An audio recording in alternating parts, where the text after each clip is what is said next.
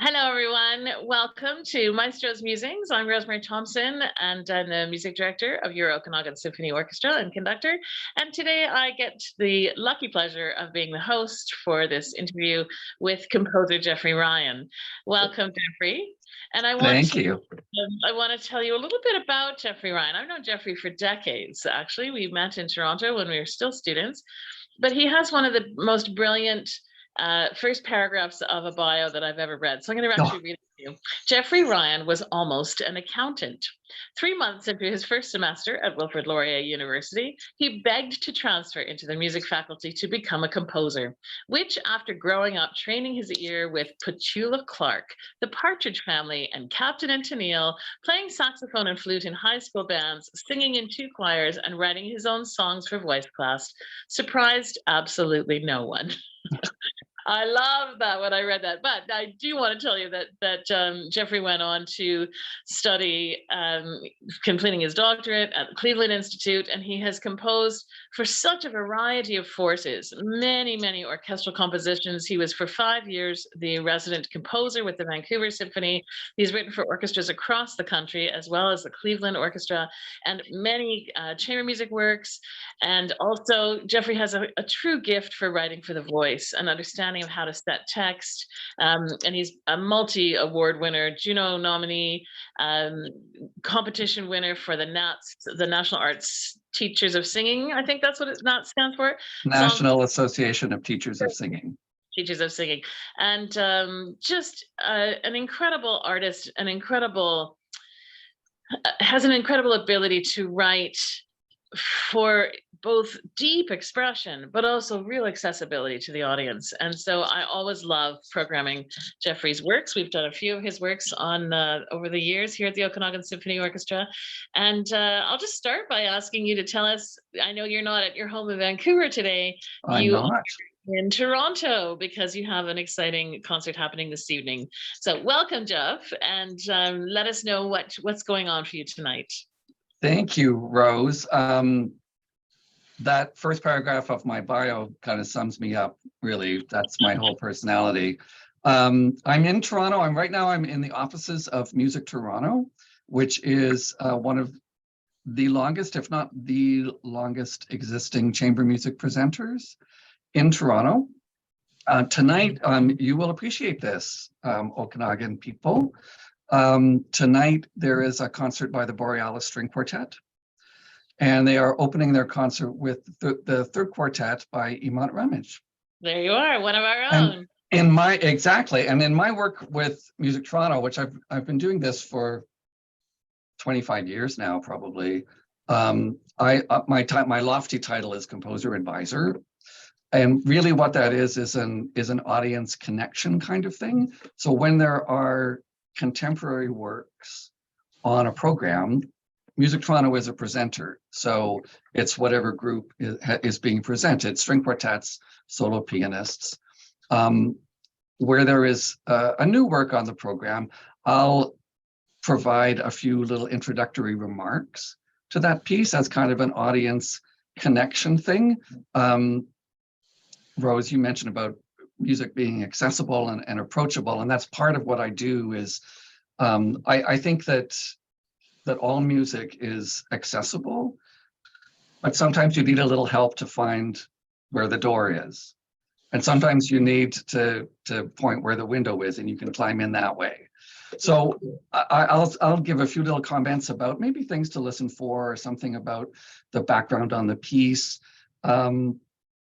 And I've been doing it for so long that I've got a relationship with the Music Toronto audience now. And when I moved to Vancouver, they kept bringing me back to do this. So I come back 2 or 3 or 4 times a year and do a few things at the concert. Sometimes we do some pre-concert talks, and I'll interview the artist, or if there's a guest composer there. So it's never quite the same format every time that I do it, but it's a lovely way to connect the music with the audience and help them, if they need to find the way in. It is what I love about contemporary music is it's music of our world today. And the great Evelyn Glennie, percussionist, always says, if you want young people to come to the symphony, play new music. Exactly. Was totally true. When I was resident conductor in Calgary, we had this because we had a dress rehearsal Saturday mornings always. We had a program called Saturday Morning at the Symphony that brought in families to watch the dress rehearsal. And I would always go and talk to the kids after, and inevitably their favorite piece on the program was always the contemporary piece of music. And so I think that's something that we can all keep in mind, that it is music of our time. And I think that's why it speaks specifically to younger audiences, because they might not know Beethoven or Mozart or Schumann or name any of the above composers, and so they're not expecting music to sound in that way, and they're very open to hearing whatever comes at them. So I love your approach. I love the idea of opening the door or opening the window. I like to say, I like to give little signposts for people to hang their ears on, just so that there is, we are creating an opportunity to openly come in and hear this music that might be of a different language. So and sometimes, Rose, it can be as useful just to say the piece it's 16 minutes long, because that's not necessarily going to be written into the program, so they don't know that. But to have a sense for a piece that you've never heard before, you kind of go, okay, I've been here for 5 minutes, so we're kind of a third of the way through the piece. So you have a sense of the trajectory that you might be going on. It can be something as simple as that. Yeah. I think too that over the last 50 years in music development, composers, there's such a variety now of compositional styles, which I also love. But I do think that most composers, especially writing for orchestra, are really thinking about texture and timbre. And it's not necessarily as linear driven as some musics have been in the past. I'm speaking very broad strokes, obviously. And I know that you particularly, you have such a beautiful gift in creating, I think because you're so experienced in orchestral writing, you really understand the possibilities that an orchestra can provide in texture and timbre. So just tell us a little bit about when you started writing for orchestra, what changed for you, or what drew you into that writing for orchestra, the specific opportunities that it provides. In a way, writing for orchestra has a lot to do with writing for solo instruments and a lot to do with writing chamber music. It's just that there are more of them. You still have to know how the instruments work. You have to know what they're capable of and what they're not capable of. One of the things that I did when I was an undergrad at Wilfrid Laurier, having run screaming from the business school, they had an education program, like people that wanted to go into music education. And I took as many of the instrument techniques courses as I could. So they would, in a semester, teach, 7 weeks of basics of the flute and 7 weeks of basics of the oboe. And that would be a semester. So in high school, I had played saxophone and I played a little bit of flute. At Wilfrid Laurier, I took more flute and was the only person who could get a sound out of a piccolo. So the flute teacher was like, have you ever thought about becoming a flutist? Because you managed to get a sound out of a piccolo. But I learned how to play a little bit of oboe, clarinet, bassoon. I have too much lip tension to play any brass instruments. I never managed to do that. I can play it's jaw tension. I can play Twinkle if you put the bow in my hand, that kind of thing. But what's valuable about that is that I have a sense of what it feels like to hold those instruments and to play those instruments. I mean, nowhere at an orchestral level, but I have a sense of how they feel. And even in concert band in high school, sitting in the saxophone section, I was listening to all of the band instruments. So in grade 13, because I'm old enough that in Ontario, I went to grade 13. Yes. I grew up in Fergus, Ontario, which is a little town north of Guelph. It's the town that you drive through on your way to Elora. We had a really great music program at that time. And in grade 13, we learned conducting. We had a composition unit, and I wrote a duet for two saxophones, which was quite intentional because the music teacher was also a saxophone player.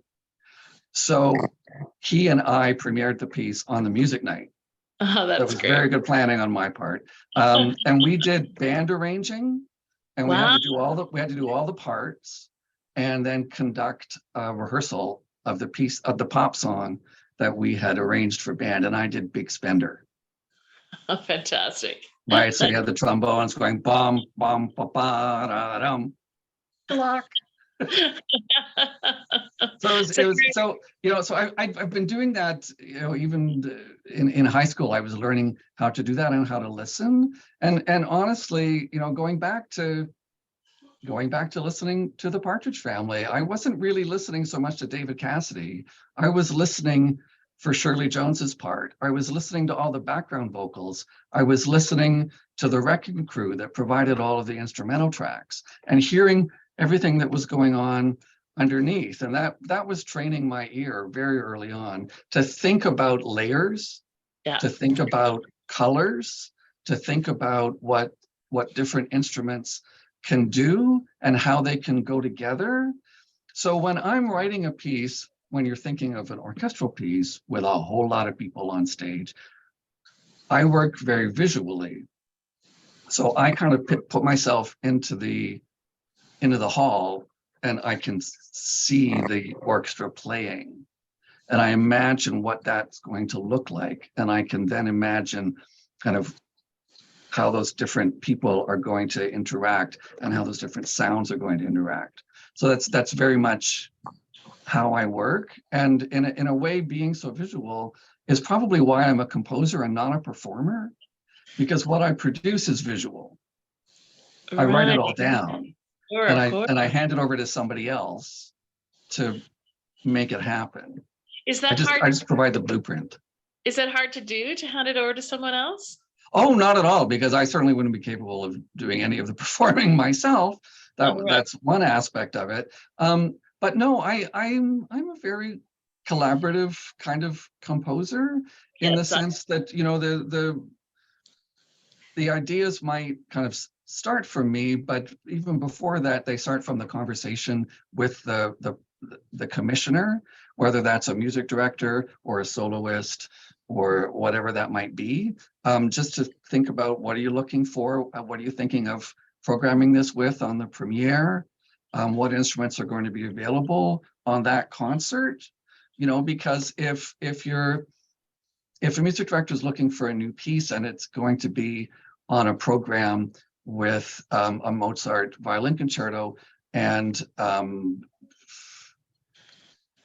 a Beethoven symphony, an early Beethoven symphony, then I'm not going to have a full brass section available. I'm not going to have a massive percussion section available.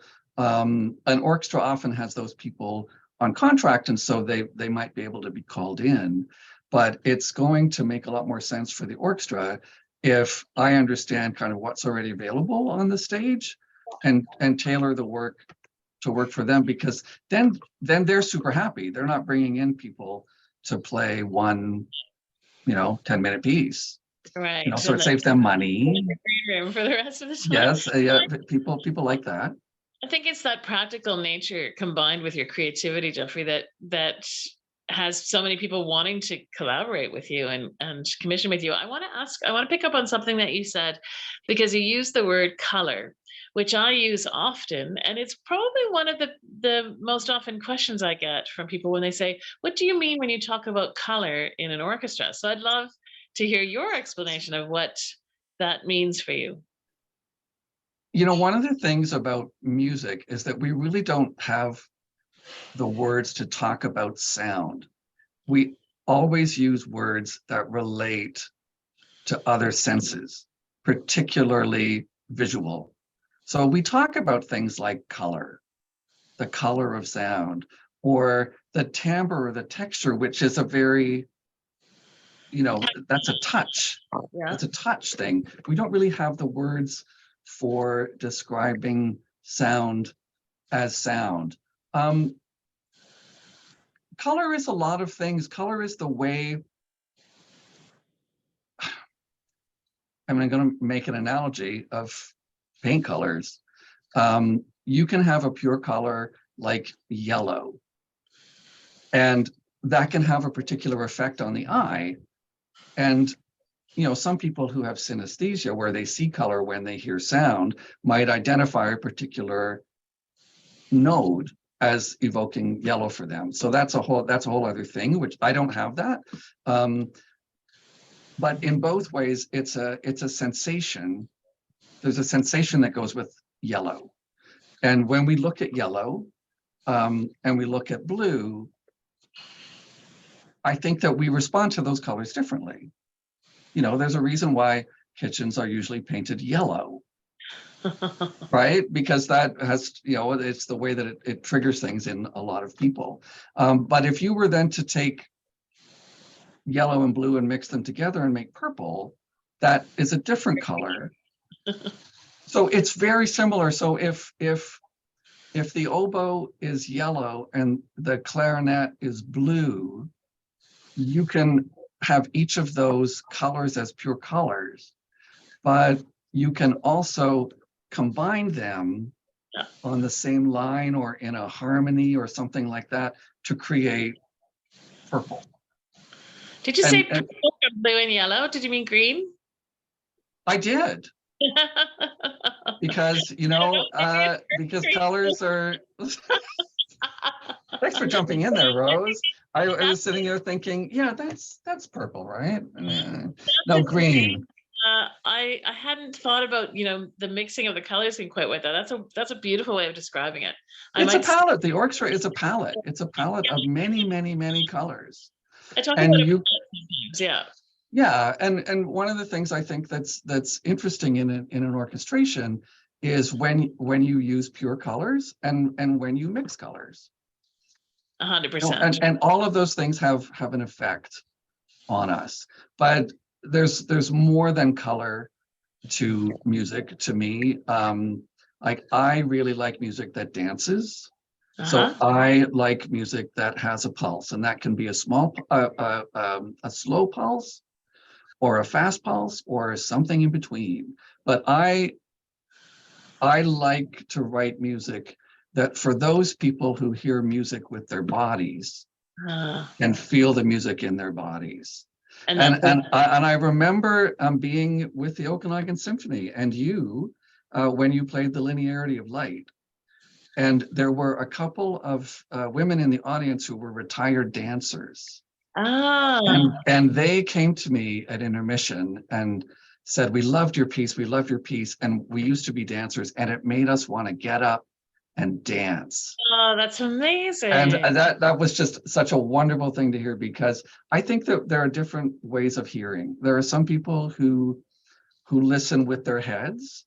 There are people who listen with their hearts. And there are people who listen with their bodies. And it can be a combination of those things. But I try to write music that if you're someone who listens with your head, there's something there for you. There's the craft, there's the trajectory, there's the shape, there's all of those things. If you listen with your heart, there's going to be something there that just sweeps you along, that moves you. And if you listen with your body, there's something there where you're feeling the pulse, you're feeling the energy change in the piece, the ups and downs of the energy, and that's what's going to take you into the piece. And I try to have that in some way in every piece that I write. That's a stunning description, Jeffrey. I've never thought about listening in that way. It's beautiful. Thank you. Maybe there are other ways that people listen. Those are the three that I think of. But I think those are, as sharing music between human beings, that's such a great almost tactile way of thinking of coming into it. So I want to ask you specifically about the piece we're playing next week, Panthalassa, music, water because it sings. And I love, you have so often, you've got beautiful evocative titles. So I don't know if the title comes first or if it comes after the music, but just give us a little doorway into this wonderful piece.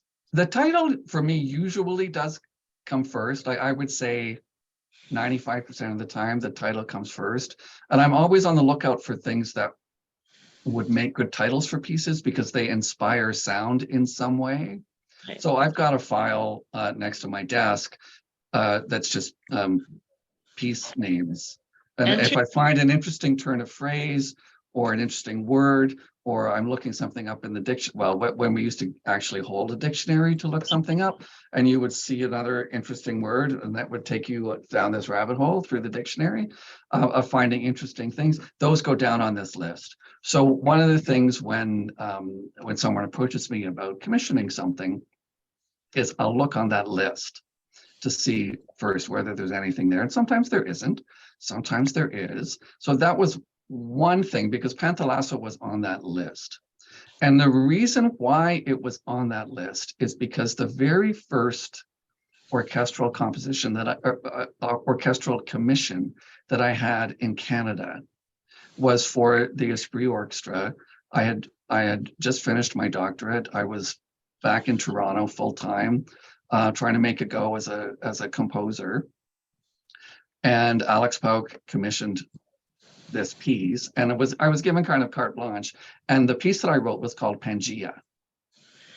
And Pangea, for those of you listening who know all about your plate tectonics, Pangea was the single supercontinent on Earth that eventually, as lava came up from underneath, split everything apart, and all the crust of the Earth is moving around, and over millions of years, the different parts of Pangea moved into the world that we know now. There was, as you might imagine, a single ocean, and that was called Panthalassa. Because Pan is Greek for all, for covering everything. So Pangea is all earth. Panthalassa is all water. Oh, beautiful. So for years and years, I had been hoping that there would be an opportunity to write an orchestral piece that could be kind of an answer to Pangea. So that was one aspect of it.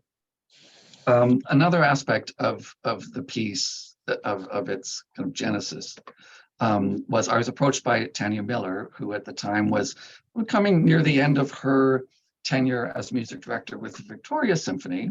And I had met Tanya through the Vancouver Symphony, where she had been assistant conductor, and she had conducted a number of my works. And she approached me to write a piece.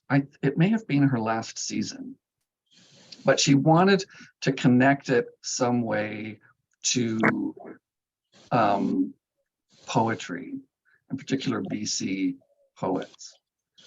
So you mentioned, Rose, that I write a lot for voices. So I'm also always on the lookout for poetry that suggests music to me. And I had discovered the poetry of Patrick Lane, who has since passed away. But I looked at a number of his collections and had earmarked a few poems that I quite liked. And when I thought about Panthalassa, I remembered this poem by Patrick Lane called Water. And I actually have it here. Can I read it? Yes, it's quite please. Short. It's quite short. It's from a collection called The Bare Plum of Winter Rain. Sometimes it hurts to be water. Listen to the creak on clay, the lap the water in the ditches makes, the way it stirs the mud. I get down on my knees beside water. Listen to the drench and drone, the thud a stone makes sinking in the clay. And the water, because it sings a song so old no one remembers it, drags its beauty slowly. How hard to carry so much inside, how much it hurts to be water. Wow. Which I think is just so evocative. And it's got that great line, water because it sings a song so old. And it connected back to Panthalassa because that's the oldest ocean. And I had been reading that the water that is currently on Earth, whether it's in lakes, rivers, oceans, in living beings, the water that's in us, there's no more or less water than there was back then. It just keeps changing form. And I mean, one of the lines in what I was reading was like, think of it, every time you drink a glass of water, you're drinking a tiny bit of dinosaur pee. Because there isn't any new water, right? So I mean, that's not a part of this piece. I thought you were going to say something really poetic. You're drinking. No. I leave the poetry to others. So there was just that sense of continuity and what of carrying that history. Yeah, I'm going to be working on a new piece with another ensemble that is about the history in rocks. So it's really interesting, just in the way that we have, like, just the planet holds the history of everything that has happened on it, and it's really just a wonderful thing in terms of kind of the enormity of it and our very small place in it. I really love that idea. So when I started down to write the piece, it's a piece about water, not in the sense of we're sitting on the beach looking at the ocean and, oh, isn't it pretty? It's about what it is to be water and carry the history and the emotions in it. So it starts with just a single note, which is like one drop of water. Yeah. And then quickly other drops come in. And if you think about it, water, even water that looks really still, there is movement underneath that water. There's some little animal that swims through. There's a little ripple when a dragonfly lands on the water, or like so many things.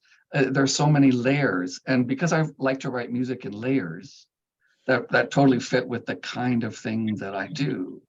And I also like to transform colors when I orchestrate, so that you can kind of hear a color and it becomes a different color, and it connects with something else that becomes a different color. So there's transformation, and there's transformation in water.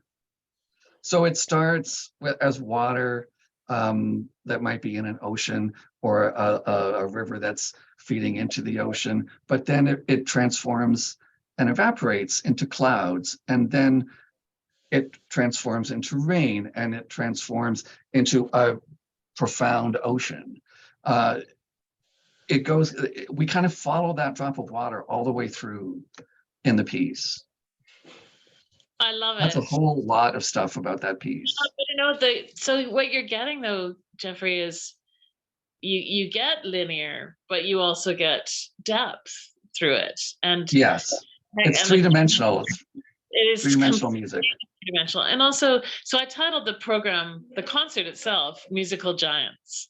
And programming, so right next to your piece is Paul Price's The Oak, right? And so there's this same sense of into composers of things that are huge, things that really have such a massive presence in our world, that it takes wonderful imaginative composers to transfer those feelings, transfer those epic ideas into music for orchestra. Because when you think about it musically, orchestra itself is pretty epic. And it can be so soft, and it can be so loud. And that's one thing that my music does, is it goes from very soft to very loud, which drives recording engineers insane. Yeah, they're used to that kind of compression, right? So yeah, but that's not how we experience the world. No, exactly. We experience the world in moments of really intense quiet and In a great, moments of intense, yeah. overwhelming energy. And that's what an orchestra can do. I often if I'm talking about or experiencing grief, I often think of water because grief hits you in different ways, and sometimes it can just be this gentle water around your ankles that you're not even necessarily aware of, and then sometimes it just hits you with a big tsunami. So I love, of the when we think about the elements, the water, air, fire, and earth, I love them all. People sometimes ask what's your favorite element, and I may identify a little more with fire, but there's something about That's just water. the red hair. That's exactly right. There's something about water that has such an encompassing opportunity that to translate it into an orchestral piece, I think is just brilliant, and it's such a stunning piece, and I Oh, can't wait thank you. Thank you. into it with the players, and I'm so excited that you're going to be here. Jeffrey's coming Yes, to be with yes. all. It's wonderful to have the composer both there for rehearsals, but also to be there with the audience. And certainly I'll have you come and speak about it from the stage, because you'll speak about it much more beautifully than I will. But then I'll get to play it with the players. I'm just so thrilled. And Jeffrey, for our listeners, you've made such an impact on Canadian music, both as a creator, but also as an advocate. The long enduring career that you are sustaining and flourishing in is just testament to your dedication, but also to your imagination. And so just always love playing your music, Jeffrey, and so glad you're going to be here with us so that we can experience the whole thing, the human being that is the composer as well. Well, and certainly I hope that for the audience that the piece might give them a sensation of actually being water, of what it feels like to be water. That would be one of my hopes for the audience. And I have to say that, yeah, I've been very, very lucky to have sustained a career as a freelance composer. That's never easy, but it's only possible with the support of wonderful collaborators like the Okanagan Symphony and like yourself, Rose. I'm really blessed to be able to work with such fantastic performers, because my music is nothing without all of you. Wow. Beautifully said, my dear. I can't wait to have you here with us next week. My guest, Jeffrey Ryan. Everyone, don't miss Panthalassa, Water Because It Sings, as part of our Musical Giants program. February 10th in Kelowna, 11th at the KCT, the 11th in Penticton at the Cleland Theatre, and the 12th in Vernon. And Jeffrey, I don't know if you know this, but the Vernon Theatre sustained some flood damage. Well, that seems very apropos, doesn't it? Yeah, there you go. And so we've actually been able to move the venue to the Trinity United Church. So we're really happy that we can actually go on in Vernon. We also have guest artist Jaden Aitzek-Zorko performing Rachmaninoff's Third Piano Concerto. And we are also joined by our Okanagan Symphony Youth Orchestra for our annual side-by-side concert. And they're going to join us for Wagner's Prelude to the Meistersinger. So musical giants indeed. So happy to have you amongst that company, Jeffrey. Can't wait to see you here. And thank you for joining us for Maestros Musings. My pleasure. Have a great day. See you next week.